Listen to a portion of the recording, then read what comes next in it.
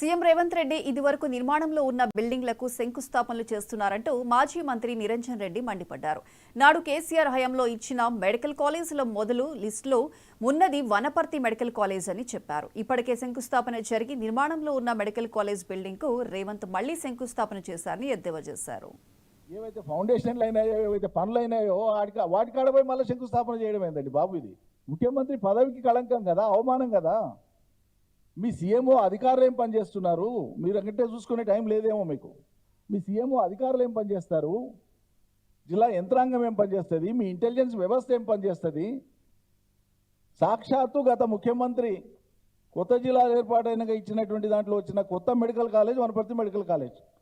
మొదలు ఇచ్చినటువంటి 5-6 కాలేజీలలో వనపర్తి ఒకటి మొదటి దశలో వచ్చిన కాలేజ్. అది ఇప్పుడు 3వ సంవత్సరం నడుస్తుంది, 3rd ఇయర్.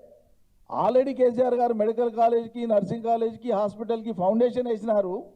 ఫౌండేషన్ వేయడమే కాదు, విచిత్రం ఏంటంటే అన్నీ ఒక్కొక్కటి అన్నీ చూపిస్తాం మీడియా మిత్రులకు.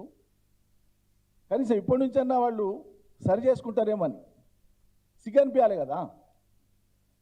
డేట్ల వారీగా వేసినటువంటివి శిలాఫలకాలు ఉన్నాయండి, జీవోలు ఉన్నాయి.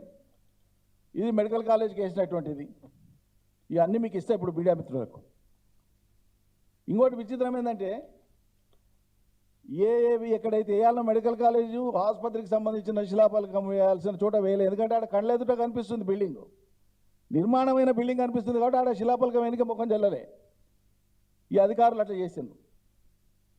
ఏడేసిన తీసుకుపోయి అన్నీ కలిపి జూనియర్ కాలేజ్ మైదానంలో తీసుకొని పోయి పెట్టిన నిర్మాణంలో ఉన్న మెడికల్ కాలేజ్ ఇది.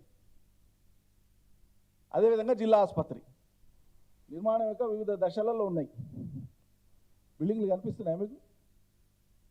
దీనికి ఇప్పుడు ఫౌండేషన్ ఏందండి నాకు అర్థం కాదు.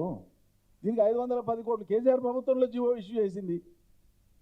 వెనుగడికి ఎవడు అన్నాడంటే ఎన్ని లెంకల గడియాలు కడతావు తెలంగాణలో భాష, ఎన్ని లెంకలు అంటే ఎన్ని జతల ఎడ్లు అని. అప్పట్లో వ్యవసాయం ఎడ్లతో చేసేది కాబట్టి